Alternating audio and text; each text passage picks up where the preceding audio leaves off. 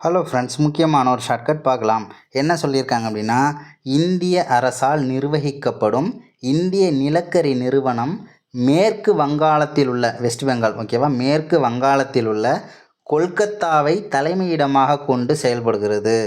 ஓகேவா, இந்திய அரசு தான் நிர்வாகம் பண்ணுறாங்க. ஸோ அவங்க தான் நிர்வாகம். அவங்களுடைய நிறுவனமான இந்திய நிலக்கரி நிறுவனம் எந்த தலைமையிடம் எதனை தலைமையிடமாக கொண்டு செயல்படுகிறது அப்படின்னா, கொல்கத்தா தான் ஹெட் குவார்ட்டர்ஸு. ஓகேவா, கொல்கத்தான்றது எந்த ஸ்டேட்டில் இருக்குது அப்படின்னா வெஸ்ட் பெங்கால், மேற்கு வங்காளத்தில் இருக்குது. எப்படி ஞாபகம் வச்சுக்கலாம் அப்படின்னா, நிலக்கரினா இங்கிலீஷில் வந்து பார்த்தோம்னா கோல் அப்படின்னு சொல்லுவாங்க, COAL. கோல் அப்படின்னா நிலக்கரி. ஓகேவா, அதேமாரி தலைமை இடத்துல வந்து பார்த்திங்கன்னா கொல்கத்தாவில் கொள்ளு அப்படின்னு சொல்லி வருது. கோல் கொள்ளு அப்படின்னு ஞாபகம் வச்சுக்கலாமா, கோல் கொள்ளு அப்படின்னு சொல்லி நம்ம ஞாபகம் வச்சுக்கலாம். என்ன கேட்பாங்க இதுலேருந்து கொஸ்டின் அப்படின்னா, இந்திய நிலக்கரி நிறுவனம் எங்கு தலைமையிடமாக கொண்டு செயல்படுகிறது அப்படின்னா கொல்கத்தா. கொல்கத்தா அதுமாரி வந்து பார்த்தோம்னா மேற்கு வங்காளத்தில் இருக்குது.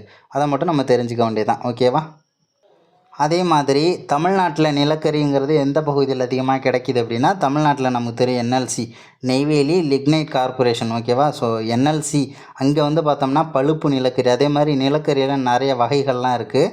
அதனுடைய கார்பன் அளவை கொண்டு தரம் பிரித்து வச்சுருப்பாங்க. எந்த நிலக்கரி வகையில் கார்பனுடைய தன்மை அதிகமாக இருக்குதோ ஸோ அது வந்து ஒரு நல்ல நிலக்கரியாக இருக்கும். ஓகேவா, ஆனால் தமிழ்நாட்டில் கிடைக்கக்கூடிய இந்த லிக்னைட் அப்படின்னா பழுப்பு நிலக்கரின்னு அர்த்தம். இதெல்லாம் வந்து ஃபஸ்ட் லெவல்னு பார்க்கும்போது ஆந்த்ரசைட்டு, பிட்டுமினஸு இதெல்லாம் வந்து சொல்லியிருப்பாங்க. ஆந்த்ரசைட்டு தான் ரொம்ப முக்கியமான ஒன்று, டாப் மோஸ்ட் அப்படின்னா ஆந்த்ரசைட்டு தான் மோஸ்ட் பவர்ஃபுல். ஓகேவா, நிலக்கரியோட ஃபங்க்ஷனே வந்து பார்த்தோம்னா அதனுடைய பயனே வந்து அதிகமான வெப்பத்தை வெளியிடக்கூடிய பொருளாக இருக்கணும். அதுதான் வந்து ஒரு சிறந்த நிலக்கரி.